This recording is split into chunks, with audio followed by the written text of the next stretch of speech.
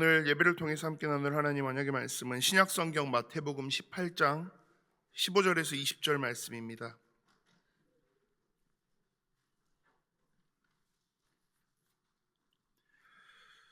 마태복음 18장 15절에서 20절 말씀 제가 봉독합니다. 내 형제가 죄를 범하거든 가서 너와 그 사람과만 상대하여 권고하라. 만일 들으면 내가 내 형제를 얻은 것이요, 만일 듣지 않거든 한두 사람을 데리고 가서 두세 증인의 입으로 말마다 확증하게 하라. 만일 그들의 말도 듣지 않거든 교회의 말하고 교회의 말도 듣지 않거든 이방인과 세리와 같이 여기라. 진실로 너희에게 이르노니 무엇이든지 너희가 땅에서 매면 하늘에서도 매일 것이요, 무엇이든지 땅에서 풀면 하늘에서도 풀리리라. 진실로 다시 너희에게 이르노니 너희 중에 두 사람이 땅에서 합심하여 무엇이든지 구하면 하늘에 계신 내 아버지께서 그들을 위하여 이루게 하시리라.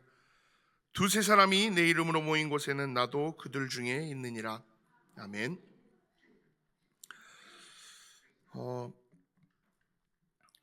한 두 달에 한 번 정도씩 이렇게 수예배 또 말씀으로 함께 이렇게 성도님들과 또 하나님 은혜를 나누는 시간이 또 너무나도 감사합니다.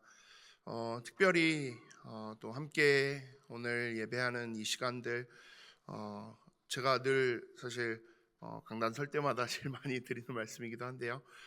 오늘 우리 완도예일교회는 박광주 목사님께서 수예배를 지금 진행을 하셨고요. 남학예일교회는 이성현 목사님이 또 이렇게 함께 하십니다.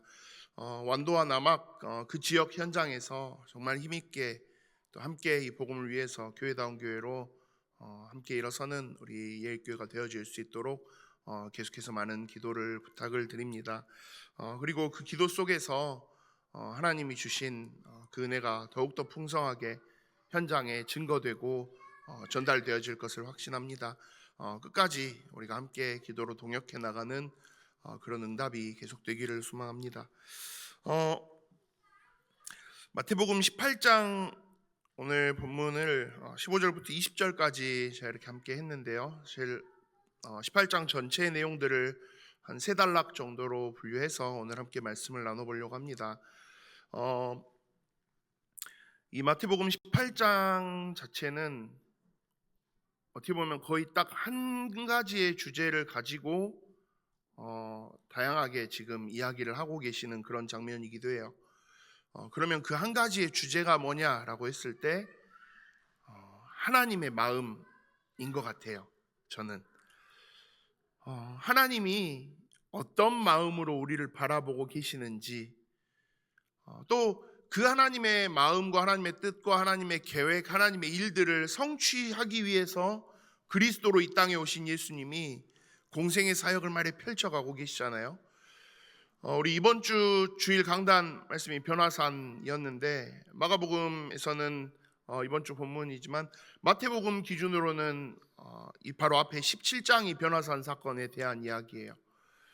그리고 이 변화산 사건 앞에 주는 그리스도시요 살아계신 하나님의 아들이십니다라는 그 베드로의 고백이 마태복음 16장에 나오는 게 예수님의 공생의 기간에 있어서의 큰 하나의 그 전환점이 되거든요. 이 마태복음 16장 16절이 예수님에 대한 정확한 이해를 베드로가 하고 있음이 확인되어지고 나니까 그때부터 예수님이 기적과 이적과 능력을 보여주시면서 치료해 주시고 치유해 주시고 고쳐 주시던 좀 제일 1차적인 그 사역에서 이제 예수님에 대한 이해가 그래도 조금 더 선명하게 됐구나, 예수님을 그리스도로 알고 있고 살아계신 하나님의 아들이심을 확실히 알고 있구나 라고 하니까, 그러면 그리스도로서 이제 본인이 오신 그 사역의 진짜 핵심적인 내용을 조금씩 드러내기 시작하시는 거죠. 그래서 이제는 십자가와 고난과 부활에 대한 이야기들을 꺼내셨는데, 또 베드로가 굉장히 욱하면서 달라들었다가 또 사다나 소리도 듣고요. 그러면서 변화산 사건을 통해서 진짜 예수님이 우리 이번 주 말씀처럼요, 하나님의 그 영광, 그 영화로움을 가지신 참 하나님으로서 이 땅에 오신 존재이심을 분명하게 드러내 주시는 거죠. 그렇게 이제 공생의 어떤 일막 1단계를 넘어서 조금 더 구체적인 하나님의 일, 하나님의 나라, 하나님의 뜻을 드러내시는 그런 과정에 접어들었다고 보시면 좋겠죠. 근데 그렇게 하고 있는데 오늘 마태복음 18장 1절에 보면요, 그때의 제자들이 예수께 나와 이르되 천국에서는 누가 크니까? 라는 질문을 해요. 그리고 이 한 질문으로 시작을 해서 거의 마태복음 18장 전체를 예수님이 쏟아내시듯 이야기하는 게 마태복음 18장의 구조이긴 해요. 자, 그러면 제자들 입장에서 조금 그 마태복음 18장 전반부의 내용들을 보면요, 약간 당황스러웠을 수 있어요. 당황스러운 상황이에요. 왜냐하면 예수님이 그 동문서답이라 그러죠. 딱 동문서답하고 계시거든요. 자기들이 하고 있는 질문과 전혀 다른 대답을 하세요. 제자들의 질문은 뭐였어요? 천국에서 누가 큽니까? 예수님, 나중에 이제 하나님 나라가 임하고 이렇게 되면 누가 좀 인정받고 누가 제일 큰 사람이 되겠습니까? 그걸 알아야 제가 준비를 하죠. 라는 의도가 담겨 있는 질문인 거죠. 그러니까 누가 큰 자입니까? 하나님 보시기에 누가 너 잘하고 있어라고 인정해 줄 수 있는 그런 거 어떤 포인트로 해야 됩니까? 라고 이야기하는 거예요. 쉽게 말해서. 그런데 거기에 두고 예수님의 대답은요, 한 어린 아이를 불러 그들 가운데 세우시고 이르시되 진실로 너희에게 이르노니 너희가 돌이켜 어린 아이들과 같이 되지 아니하면 결단코 천국에 들어가지 못하리라 라고 말씀해요. 약간 그 동문서답 같은 이야기이기도 하고요. 그리고 이 이야기에 예수님의 대답을 조금 이렇게 세밀하게 좀 더 파고 들어가 보면요, 제자들이 하고 있는, 꿈꾸고 있는 그 제자들이 열심히 들이키고 있는 그 김칫국을 예수님이 지금 완벽하게 박살내시는 이야기를 하는 거예요. 나중에 하나님 나라가 임하고 우리가 천국에서 누가 인정받고 누가 큰 자가 되겠습니까? 라는 질문인데 예수님의 대답은요, 너네가 어린아이와 같이 되지 아니하면 천국 들어가는 것도 못할 건데? 라는 대답이니까요. 그러니까 제자들 입장에서는 처음에 예수님 뭔 소리야 싶다가 이게 좀 굉장히 당황스러울 수밖에 없는 예수님의 대답이 되는 거죠. 아니, 제자들의 지금 입장은 뭐예요? 자기들이 천국 들어가는 건 당연한 거예요. 당연한 전제 조건이고 그 천국 하나님의 나라가 임했을 때 누가 더 큰 자가 되고 누가 더 인정받고 누가 더 대단한 모습으로 서 있을 수 있냐를 이야기하고 있는데 지금 예수님의 대답은 뭐예요? 너네 그러다가 천국 못 들어갈 수도 있는데? 라는 대답이니까요. 사실 무서운 대답인 거죠. 동문서답인 줄 알았는데 알고 보니까 너무나도 날카로운 칼을 지금 어떻게 보면 예수님이 찌르고 계시는 이야기이기도 해요. 그러면 예수님이 왜 이렇게 대답을 하셨을까요? 예수님의 입장에서 생각해 보면요, 지금 여전히 제자들은 어느 수준에 머물러 있어요? 물론 베드로와 함께 예수님에 대한 그래도 조금 더 나은 상당히 성장한 예수님에 대한 이해를 고백했지만 여전히 이들의 수준과 이들의 기준이 어디에 머물러 있는 거예요? 자기들 거에 머물러 있는 거예요. 내가 얼마나 인정받을 수 있냐? 내가 얼마나 큰 자로 설 수 있냐? 근데 이게 사실 제자들의 이야기가 아니고요, 이스라엘 백성들의 가지고 있는 고질적인 문제거든요. 마태복음 전체를 사실 관통하는 하나의 갈등이 있다면 자기 의를 주장하는 이스라엘 백성들을 향해서 너희의 의가 아니라 하나님의 나라, 하나님의 뜻을 증거하고 있는 예수님의 사역. 그러니까 마태복음 전체를 딱 관통하는 대립 주제예요. 특히나 마태복음은 유대인들을 대상으로 조금 더 쓴 사복음서 중에 하나이기도 하잖아요. 그러다 보니까 선민 사상과 자기의와 자신들의 그 거룩함과 경건함을 드러내는데 모든 것들이 맞춰져 있는 이 이스라엘 백성들에게 예수님이 하신 그 사역 속에서 하나님이 진짜 원하시는 방향이 어디에 있는지를 선명하게 계속 일부러 그걸 대비해 가면서 이야기하고 있는 거죠. 근데 오늘 마태복음 18장에 와서도 여전히 그 틀을 깨지 못하고 그 안에서 그 수준에서 누가 큰 자가 되겠습니까? 어떻게 하면 내가 큰 자가 될 수 있겠습니까? 라는 야심만만한 그 질문을 하고 있으니까요. 그러니까 이스라엘 백성들의 기본적인 이 구조는요, 인식의 구조는요, 내가 남들보다 더 거룩하고 경건하고 율법적으로 의로운 사람이어야 돼 라는 게 자기들의 어떤 기본적인 가치관의 구조예요. 근데 내가 의롭지 못한 모습들이, 내가 연약하고 부족하고 실수하고 하다 보니까 내가 의롭지 못한 순간들도 좀 많이 쌓이거든요. 그럼 어떻게 해야 돼요? 내가 이 사람보다 더 의로워지려면 어떻게 해야 돼요? 그냥 내가 이렇게 제일 사실 정석적인 건 내가 계속 하나님 앞에서 올바르게 하나님 말씀 따라가는 그 길을 걸어가면 되는데, 그거보다 조금 더 쉽고 빠르고 효과적인 게 있어요. 뭐요? 나보다 내 옆에 있는 사람을 더 끌어내리면 돼요. 그러니까 하나님 앞에서 내가 어떻게 인정받느냐보다 다른 사람들보다 내가 얼마나 더 인정받느냐가 유대인들에게 있어서는 중요한 가치관이 돼버리다 보니까요. 그러니까 뭐 해요? 남의 조그만 잘못이라도 걸리면요, 눈에 불을 켜고 달라드는 거죠. 조금의 실수도, 조금의 잘못도 용납하지 않아요. 물어뜯어야 돼요. 왜요? 그래야 이 사람이 이렇게 율법도 지키지 않고 부정하고 잘못하고 경건치 못한 모습으로 떨어지면 최소한 이 사람보다 내가 위에 서는 거니까요. 그래서 율법적인 부분에 있어서 굉장히 날카로울 수밖에 없는 구조로 지금 이 신약 시대, 예수님 공생의 시대에 이스라엘 백성들이 사실 살아가고 있어요. 예수님도 그래서 몇 번이고 바리새인들을 중심으로 그런 유대인들의 세태를 비판하시기도 했잖아요. 근데 이제 그 흐름이 여전히 서 있는 거죠. 누가 큰 자입니까? 내가 더 인정받아야 돼요. 그러니까 기준이 하나님과 나 사이의 관계의 기준이 있는 게 아니고요.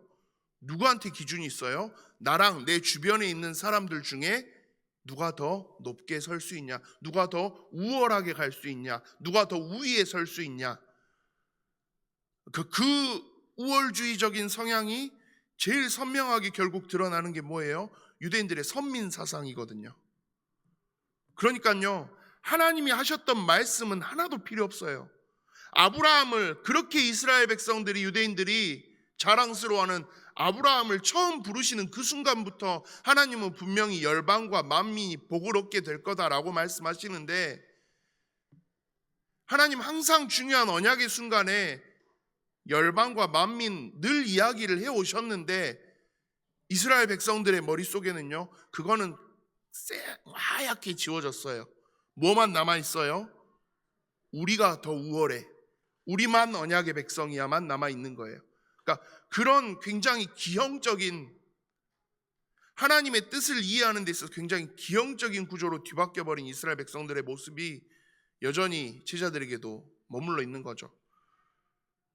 그렇게 있는 상황이다 보니까 예수님이 굉장히 조금 충격요법처럼 강하게 말씀하신 게 오늘 마태복음 18장 본문이에요. 천국에 들어가지도 못해 너네 뭐 하지 않으면요, 어린아이처럼 되지 않으면. 그러면 왜 어린아이를 예수님이 이야기를 하셨을까요? 어린아이가 가지고 있는 여러 가지 의미들이 있겠죠. 기본적으로 어린아이들은 순수해요. 그래도 막 머리 굴린다고 막 열심히 머리 굴려봤자 뻔히 보이고요. 그 부분에 있어서의 악함과 죄악됨의 요소들이 그래도 어린아이들은 많이 묻어있지 않아요. 그리고 절대적으로 부모를 신뢰하는 관계에 서 있잖아요. 근데 조금 크면요, 이제 어머니 아버지 부모님이 막 하는 이야기들 듣기 싫어하는 그 상황들이 오거든요. 왜요? 컸다고 느끼거든요. 저도 저는 그게 조금 늦었던 것 같아요. 저는 굉장히 늦었는데 고2, 고3 무렵에 저는 그 시기가 왔었어요. 처음으로 이제 어머니 아버지한테 이제 좀 그만 좀 해요, 뭐 그런 이야기들도 좀 해보고 근데 그렇게 한다 그래서 그 부모님의 잔소리가 멈추는 건 아니더라고요. 예. 오늘 지금 예배 약 1시간 전에도 저는 한 20분 정도의 잔소리를 또 전화로 듣고 왔거든요. 제가 계속 그랬거든요. 엄마, 제가 오늘 수요예배 설교여가지고요, 끊을게요 하는데 하면서 계속 그 모든 잔소리의 핵심은 뭐예요? 살 빼자. 알았는데, 막 하는데 저희 어머니도 또 그 이야기를 하시더라고요. 그래, 이제 뭐 네가 뭐 내 말을 듣냐 어쩌냐 뭐 그런 이야기를 하세요. 이제 안 들을 나이도 됐죠. 뭐 그런 이야기도 드렸는데, 이제 그런데 이제 저도 예전 나이로 치면 이제 그 40, 40이 돼가는 나이가 돼버렸어요. 그래가지고 근데 그러다 보니까 이제는 부모님이 하시는 이야기들 거의 안 듣고 살아요. 그냥 예 그렇게만 가요. 근데 어린 아이들은요 그렇지 않죠. 저희 집 애들만 해도 그냥 엄마 아빠 이야기면 거의 그냥 절대, 물론 막 본인들이 막 하는 것도 있지만, 요구하는 것도 있지만, 설득하고 이야기하고 달래주고 다른 걸 제시해주면 또 금방 좋다고, 엄마 최고, 아빠 최고, 아빠 좋아, 그렇게 있더라고요. 어린아이의 시기에는 자신들의 그 주관과 그 고집보다는 부모를 향한 절대적인 신뢰가 더 우선해요. 근데 예수님이 지금 하시는 이야기예요. 이스라엘 백성들을 어떻게 보면 겨냥해서 하시는 이야기인 거죠. 너네 하나님을 그렇게 신뢰하고 있어? 라는 질문이기도 한 거예요. 어린아이들처럼 맹목적이다 싶을 만큼 그냥 절대적으로 하나님을 신뢰하고 있어? 그러기에는 너희가 가지고 있는 경험, 너희의 지식, 너희의 고집, 너희의 판단, 그 모든 것들이 다 앞서서 있잖아. 그 의도를 담는 표현이기도 한 거죠. 근데 또 다른 한편으로는요, 어린아이와 같이라는 게 예수님이 그러므로 누구든지 이 어린아이와 같이 자기를 낮추는 사람이 천국에서 큰 자니라 라고 말씀을 해요. 여기서 어린아이가 자기를 낮춘다라는 표현을, 어린아이와 같이 자기를 낮춘다라는 표현을 하세요.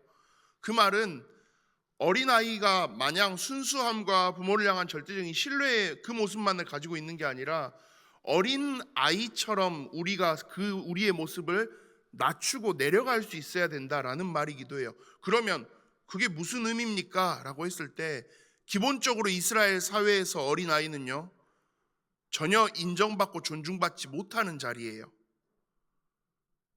지금 시대에 굉장히 다음 세대 우리가 막 이렇게 하면서 많이 하지만 뭐 어린이들을 굉장히 우리가 이렇게 많이 하지만 다음 세대, 가정에서의 다음 세대를 향한 교육 자체는 유대인들도 굉장히 중요하게 했지만요, 사회 구성원 개념으로서의 어린아이들은요 전혀 사실 인정받지 않는 시대거든요. 뭐 숫자를 계수하거나 뭐 여러 가지 것들을 할 때도요, 어린아이는 그 계수하는 숫자 안에 들어가지도 않아요. 성년식을 하고 성인식을 하고 그 공동체 안으로 들어오는 것들이 인정되고 나기 전까지의 어린아이들은요 사실 유대인들의 사회에서는 전혀 인정받고 존중받는 대상이 아니에요. 가장 무시당하고 가장 제일 그냥 귀엽게만 봐주는, 그렇지만 아무런 발언권도 하고 발언력도 사실 가질 수 없는 그런 나이기도 하니까요. 근데 그런 모습을 지금 예수님은 집어서 이야기하시는 거예요. 누가 큰 자입니까? 내가 얼마나 여기서 내가 지금까지 이 천국에서 예수님을 도와서 내가 얼마나 많은 일들을 했는데 그거 이야기하고 싶어서 그걸 물어보는 건데, 그런 그들을 향해서, 제자들을 향해서 예수님 대답하시는 거예요. 어린 아이들처럼 아무것도 인정받지 못하고 그냥 무시당하고 그냥 어린아이 취급당하는, 그렇게까지 너희가 내려가야, 그렇게까지 너희가 올라가는 걸 내려놓고 그렇게까지 너희 스스로를 낮출 수 있어야 천국에서는 큰 자일 건데 라는 말씀인 거예요. 단순히 순수함만의 의미 표현이 아니라는 거죠. 어린아이처럼 우리 스스로가 자기를 낮출 수 있어야 돼요. 내가로 시작되면 이미 뭔 거예요? 놓치고 있는 거죠. 그래서 어떻게 보면 철저한 하나님을 향한 신뢰, 하나님을 전적으로 의지하는, 그 하나님을 인정하고 하나님 앞에 완전 엎드릴 만큼의 그러한 어린아이와 같은 자세와, 또한 인정받지 못할지라도 그런 자리에 가더라도 나를 그냥 낮추고 내려갈 수 있도록, 지난번 우리 말씀에서처럼요, 자기를 부인하고 자기 십자가를, 그 말씀의 맥락과도 여전히 이어지는 그런 흐름인 거예요. 그렇게 있는 자들이 천국에서는 큰 자일 거야. 하나님이 크게 보시는 사람일 거야. 그러니까 첫 질문의 전제부터가 완벽하게 잘못되었음을 지금 예수님이 먼저 설명하시는 게 이 마태복음 18장 전반부의 내용들이에요. 근데 그렇게 하시면서 그 다음 6절부터 보면요, 누구든지 나를 믿는 이 작은 자 중 하나를 실족하게 하면 차라리 연자맷돌이 그 목에 달려서 깊은 바다에 빠뜨려지는 것이 나으니라 라고 이야기하시면서, 실족하게 하는 일들이 있음으로 말미암아 세상에 화가 있도다. 실족하게 하는 일이 없을 수는 없으나 실족하게 하는 그 사람에게는 화가 있도다. 누군가를 실족하게 하는 거, 그거 가장 큰 죄다라고 지금 이야기하시는 거예요.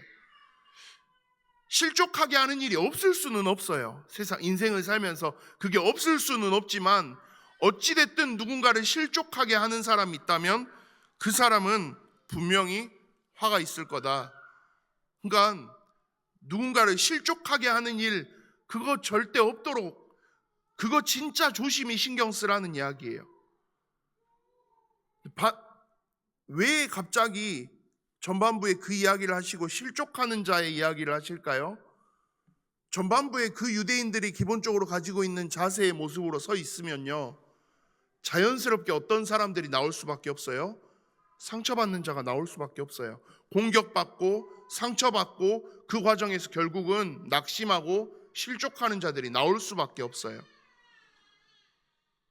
그러니까 너의 율법적인 거룩함의 경건함의 우월함을 내세우기 위해서 과연 다른 사람들을 넘어뜨리고 무너뜨리는 게 올바른 거야?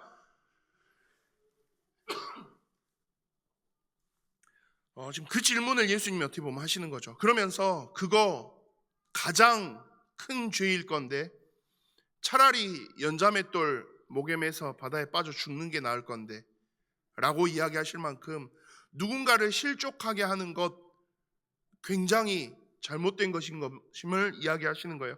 그러면서 만일 내 손이나 발이 너를 범죄하게 하거든 찍어내버리라. 또 9절에는 내 눈이 너를 범죄하게 하거든 빼어내버리라.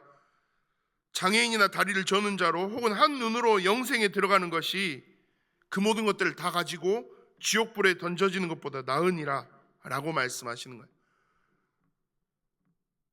너희가 진짜 하나님이 원하시는 그 방향대로 가는 거, 그걸 위해서라면 너희가 원하는 것 차라리 그걸 포기하더라도 그게 낫지 않냐. 되게 원론적인 질문을 하시는 거죠.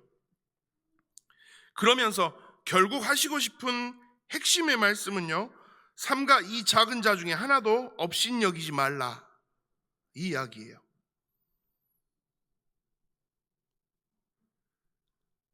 너희에게 말하노니 그들의 천사들이 하늘에서 하늘에 계신 내 아버지의 얼굴을 항상 배옵느니라. 그들의 천사들이 항상 하나님과 함께 하고 있다. 너네가 하고 있는 그 작은 자들에게 하고 있는 모든 내용들이 하나님께 다 보고된다. 그 측면의 이야기인 거죠. 그러면서 12절부터요.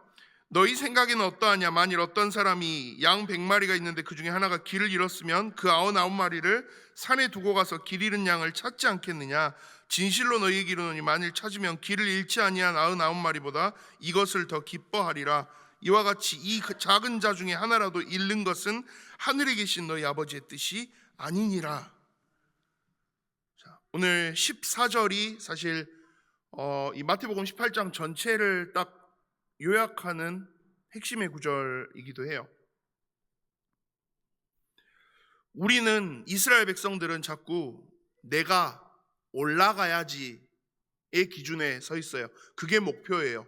내가 드러나는 것, 내가 잘하고 있는 게 뽐내지는 것, 인정받는 것. 근데 하나님의 관심은 뭐라고요? 한 사람이라도 더 살릴 수 있는 것. 하나님의 마음은 거기에 있다라는 거예요. 잃어버린 양 한 마리를 통해서, 그리고 앞에 실족하게 하는 자, 어린아이들, 그 모든 것들을 쭉 이어오시면서 예수님이 지금 이야기하시는 거, 하나님의 최고 관심이 뭘까? 너희가 얼마나 잘했는지, 너희가 얼마나 대단하게 했는지, 너희가 얼마나 훌륭하게 했는지, 얼마나 큰 사람이 됐는지, 그게 아니고요. 하나님의 관심은 한 사람이라도 더 구원해내야 되는데, 한 사람이라도 더 살려내야 되는데, 이게 하나님의 마음이라는 거예요. 그러니까 완전히 어때요? 방향이 완전히 어긋나 있는 거죠. 그리고 그 측면에서 오늘 본문이 15절 말씀으로 이제 넘어가요. 그러면서 내 형제가 죄를 범하거든 가서 너와 그 사람과만 상대하여 권고하라. 만일 들으면 내가 내 형제를 얻은 것이요. 누군가가 죄를 범했어요. 내 형제가, 내 이웃이 죄를 범했어요. 그러면 그 사람에게 가서 뭐 하래요? 권고하래요. 그런데 너와 그 사람과만 상대하여 권면하라라고 처음에 말씀해요. 그러니까 뭐 하라는 거예요? 처음에 너만 가서, 나 혼자 가서 이야기하라는 거죠. 이 상대방의 죄악된 것들, 잘못된 것들에 대한 이야기를 가서 해라. 그리고 그 이야기를 듣고 그 사람이 돌이키고 회개하면, 그러면 그 사람 살아나는 거니까, 살리는 거니까. 그러니까 이게 하나님의 목표인 거예요. 이렇게 해서 한 사람이라도 살려내는 거. 근데 많은 이 시대의 유대인들은 뭐 해요? 누군가의 죄가 발견되면요, 뭐 해요? 그걸 일부러 드러내요. 많은 사람들 앞으로 끌고 가요. 그래서 그곳에서 이 사람이 이런 죄를 범했습니다. 자, 우리 율법으로 이거를 칩시다. 그게 일반적인 유대인들 사회. 그래서 이 율법을 어기는 것 자체가 유대인들에게는 공포였으니까요. 근데 지금 예수님은 그걸 또 찝어서 이야기를 하시는 거죠. 죄인을 공격해서 드러내기 위한 게 아니고요. 이 사람이 어떻게든 돌아서서 죄를 깨닫고 돌아서서 하나님 앞으로 나아올 수 있도록 만드는 것. 하나님의 목표는 거기에 있다라는 거예요.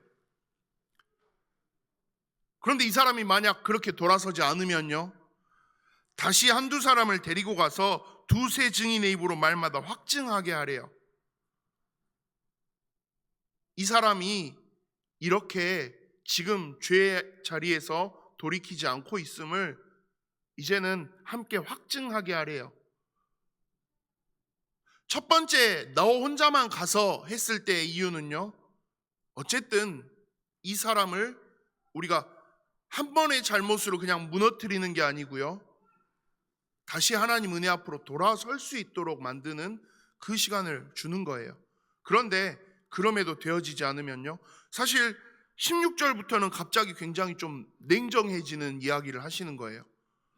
듣지 않으면 한두 사람을 더 데리고 가서 확실하게 증명해라.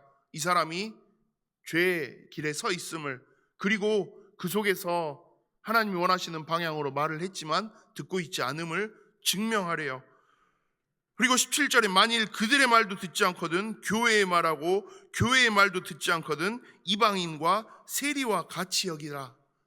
아예 이제는 이방인처럼 여기라는 거죠. 이 말씀이 갑자기 생각해 보면요, 방금 막 한 사람이라도 더 하셨는데 왜 이럴까? 근데 예수님이 이렇게 말씀하신 이유는요, 지금 교회라는 공동체를 직접적으로 언급하셨어요. 이 사람이 아까 8절 9절에서요, 내 손이나 발이나 내 눈이나 죄의 자리에 서면 그냥 잘라내버려라. 그게 차라리 손발 없이 온전히 천국에 가서 서는 게 손발 다 있는 채로 지옥에 가 있는 것보다 낫지 않냐라는 그 말씀의 연장선인 거죠. 이 사람 한 명으로 끝나면 상관이 없는데요, 이 사람 한 명으로 인해서 실족하는 자가 발생하고요, 또 다른 사람이 실족하고 또 다른 사람이 상처받고 또 다른 사람이 넘어지는 그 상황들이 발생해 버릴 것 같으면 하나님의 목표는 뭐라고요? 한 사람이라도 더요. 한 사람이라도 더 살리고 구원해내는 게 하나님의 가장 큰 목표인데, 오히려 지금 뭐 하도록 만들어버리면요, 온전히 서 있는 사람을 넘어뜨리고 실족하게 만드는 상황들이 생기면요, 그래서 굉장히 냉정하게 지금 말씀하시는 거죠. 그리고 그 과정 속에서 마태복음 16장 베드로의 고백 이후에 하셨던 그 축복의 말씀을 한 번 더 이야기하시죠. 무엇이든지 너희가 땅에서 매면 하늘에서도 매일 것이요 무엇이든지 땅에서 풀면 하늘에서도 풀리리라. 너희가 이곳에서 그 교회의 이름으로 죄악됨 앞에 서 있는 자들에게 행하는 모든 것들 하나님께서 그대로 따라 응답해 주실 거야 라는 이야기인 거죠. 그런데 여기에 있어서 약간 우리가 오해할 수 있는 것 중에 하나가, 내가 내 마음대로 결정하면 하나님이 다 내 말 듣고 따라와 주신다의 측면으로 이해하는 경우들이 조금 발생해요. 사실 그건 아니죠. 그 부분에 대한 이해를 방지하기 위해서 어떻게 보면 19절 20절 말씀을 하세요. 진실로 다시 너희에게 이르노니 너희 중에 두 사람이 땅에서 합심하여 무엇이든지 구하면 하늘에 계신 내 아버지께서 그들을 위하여 이루게 하시리라. 두세 사람이 내 이름으로 모인 곳에는 나도 그들 중에 있느니라.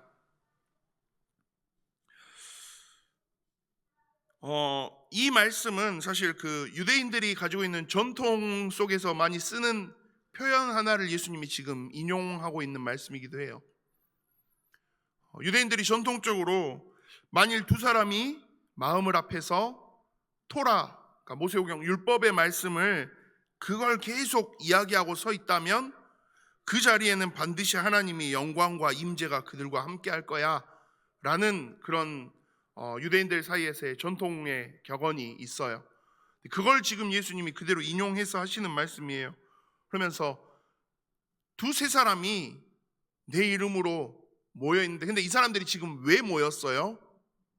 죄악된 자를, 죄로 완전히 무너져버린 자를 어떻게든지 돌이키기 위해서 왔는데 듣지 않다 보니까 한두 사람의 증인, 결국은 교회의 이름으로 함께해서 이렇게 왔어요. 그리고 이들이 이렇게 와서 이 사람을 이렇게까지 이방인처럼 여길 만큼 교회에서 내쫓으면서 움직이는 그 모든 목적은 뭐예요? 이 사람을 공격하기 위함이 아니고 뭐예요? 이 교회 공동체 안에서 한 사람이라도 실족지 않도록 돕기 위해서. 그러니까 하나님이 진짜 원하시는 한 영혼을 향한 그 마음, 그걸 안 놓치고 갈 수 있도록, 그걸 위해서 너희가 함께 두세 사람이 모여서 기도하고 서 있다면 나도 너희 중에 있고, 그리고 하나님의 영광도 하나님의 은혜도 하나님이 정말 뜻하시는 것들, 하나님 정말 기뻐하심으로 그 모든 것들을 받아들일 거야. 제가 어렸을 때는 이 마태복음 18장 20절의 말씀 그냥 우리가 같이 합심기도 할 때 제일 많이 쓰는 표현이잖아요. 두세 사람이 내 이름으로 모인 곳에 나도 그들 중에 있느냐. 그냥 그렇게만 했는데 막상 이 마태복음 18장 전체를 놓고 보니까 조금 더 이 말씀의 의미가 그리고 이 말씀을 이렇게까지 설명해 가시면서 예수님이 전달하고 싶은 의미가 그냥 너네 같이 모여서 기도하면 돼 정도의 의미가 아니더라고요. 한 영혼을 살리기 위해서, 한 영혼이라도 실족지 않게 하기 위해서 모든 사람들이, 온 교회가 함께 하나 되며 기도하며 고민하며 하나님 앞에서 엎드릴 수 있어야 돼 라는 이야기를 지금 하고 계시는 거거든요. 근데 저도 그런 게, 교회가 저는 너무 익숙해요. 어렸을 때부터 당연한 듯이 늘 이 자리에 있어 왔고, 그러다 보니까 내가 교회를 제일 잘 알아. 내가 교회 뭐 이렇게 하는 거 훨씬 더 정확하게 내가 하지. 그러다 보니까 은연 중에 자꾸 뭐가 있냐면요, 저도 제가 더 큰 자인 것처럼 내가 더 큰 자로 나아가기 위해서 자꾸 이렇게 움직여가는 거죠. 거기에 어떤 순간에 제 감정, 제 욕심, 막 여러 가지 것들이 작용하기 시작하면요, 그러니까 그러고 나서 이렇게 돌이켜 보니까 과연 지금까지 내가 이 신앙생활하면서 왔던 과정 속에 나는 나로 인해서 실족한 사람이 한 명도 없었을까? 라는 그 질문을 해볼 수밖에 없더라고요. 하나님은 한 명이라도 실족치 않도록, 한 명이라도 잃어버린 양 한 마리를 찾기 위해서라도 99마리 양 안전하게 놔두고 그 한 마리 양을 찾기 위해서라도 돌아다니면서 그렇게 하시는데, 과연 나는 한 마리 양을 찾기는 고사하고 혹시 나로 인해서 실족해 하는 일들을, 그런 실수들을 나는 하지 않았을까? 나는 지금 교회에서 내 판단, 내 고집, 내 기준을 앞세워서, 내 경험을 앞세워서 나는 정작 그렇게 있지 않았을까? 어린아이처럼 완전히 낮아져서 정말 하나님 원하시는 방향으로 섬기면서 그렇게 서는 것, 나 지금 그렇게 하고 있었을까? 근데 보니까요, 아니에요. 그러니까 그 기준으로 저를 돌아보니까요, 너무 교만해요. 너무 교만했어요. 건방짐을 넘어서 교만하게 있어 왔더라고요. 내가, 예수님 지금 말씀하시는 건 이 이야기인데, 어린아이처럼 실족치 않도록, 혹시 죄악된 길에 서버리면 그걸 어떻게든지 빨리 끊어내서라도 한 사람이라도 이 안에서 실족치 않도록, 나는 나의 모습이 이걸 그동안은 복음이니까 에이 율법적이네 의 기준으로 참 은연중에 너무 무시하면서 있었는데, 그러면 좀 제 스스로한테는 좀 그래 공격적으로 이야기를 하게 되더라고요. 그럴 거면 차라리 전도를 그만큼이라도 해서 진짜 현장에서 많은 영혼 살려내는 거라도 했냐? 그것도 아니면서, 그러니까 제가 좀 제 스스로를 너무 많이 돌아보게 되는 그 하나의 질문이 저는 오늘 본문이 되더라고요. 단순히 죄 지으면 안 되지, 잘해야지, 이 화살을 밖으로 쏘는 거는 엄청 잘하는데요, 정작 그 화살을 나한테 쏘는 건 거의 하지 않았어요. 나는 지금 정말 하나님 원하시는 방향대로 그렇게 반응하고 있나? 한 사람이라도 나로 인해 실족치 않도록 내가 그거 조금 더 겸손하게 하나님 뜻하시는 방향대로 나 그렇게 가고 있나? 그 질문을 계속 하게 되더라고요. 조심해야 되겠다. 이게 막 가식적으로 막 그렇게 막 해라 그 말이 아니라, 진짜 조금 두렵고 떨리는 마음으로, 그리고 하나님 은혜를 구하면서 내가 이제는 그렇게 좀 나아가야 되겠다 라는 그 하나의 기도 제목이 조금 생겨지더라고요. 근데 그렇게 우리가 한 명 한 명이 이 마음으로 하나님 뜻에 하나님이 원하시는 그 방향으로 우리가 돌아설 수 있게 되면요, 그리고 그렇게 서는 사람들이 교회 안에 한 사람 두 사람 채워지기 시작하면요, 교회라는 공동체가 모두가 이 마음을 품고 함께 하나 되어지기 시작한다면요, 그러면 시대에 어떤 흐름이 오더라도요, 그 교회는 모든 것들을 다 이겨낼 수 있어요. 히브리서 11장에 믿음의 사람들을 이야기하면서 마지막에 말씀에서 표현하는 게 뭐예요? 이런 사람들은 세상이 감당치 못한다고 하죠. 근데 그게 그 사람들이 감당치 못함의 포인트는요, 그 사람들이 가지고 있는 능력 때문이 아니고요, 그 사람들이 이뤄낸 대단한 결과와 성과 때문이 아니고요, 무엇 때문이에요? 믿음 때문이었어요. 나의 것을 내세우고 내 것을 드러내고 내가 큰 자가 되고 내가 높아지는 것이 아니라 철저하게 하나님을 신뢰하고 인정하고 의지하는 그 믿음 속에서요. 우리 교회가, 우리 예일교회가 함께 이 응답들을 바라보면서 지금까지도 우리가 그렇게 걸어왔듯이 앞으로도 우리가 좀 그렇게 걸어갈 수 있어야 되겠죠. 그 과정에서 내 기준을 내세우기보다는요, 내 정답을 이야기하기보다는요, 하나님이 원하시는 것, 한 사람이라도 실족치 않도록, 하나님이 원하시는 것, 죄의 자리에 서는 것들, 그것들을 그대로 우리가 두지 않는 것, 그리고 정말 하나님 앞에서 한 걸음 한 걸음 나아갈 수 있도록, 이를 위해서 우리가 뭐 해요? 두세 사람이, 교회가 함께 모여서 기도함으로 엎드려야 되는 거죠. 이 시대의 흐름을 어떻게 우리가 이겨낼 수 있습니까? 우리의 힘으로요, 우리의 능력으로요, 불가능한 이야기죠. 근데 그걸 이겨내고 넘어설 수 있는 비밀은 어디에 있어요? 내 것을 내려놓고요, 내 기준과 내 판단을 내려놓고요, 하나님이 원하시는 것 찾아가는 거예요.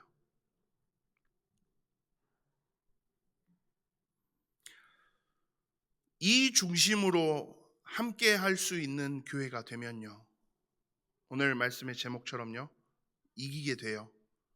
근데 우리가 이기는 게 아니고요, 누가 이기게 하세요? 하나님이 이기게 하실 거예요. 하나님이 제일 원하시는 한 사람이라도 그 방향에 집중하고 서 있다면요. 근데 1절의 제자들의 질문처럼, 예수님, 천국에서 누가 큽니까? 내가 더 클 수 있습니까?의 수준에 우리가 서 있어 버리면요, 그리고 그 과정에서 우리로 인해서 실족하는 자들이 나타나면요, 하나님 정말 속상하시겠죠.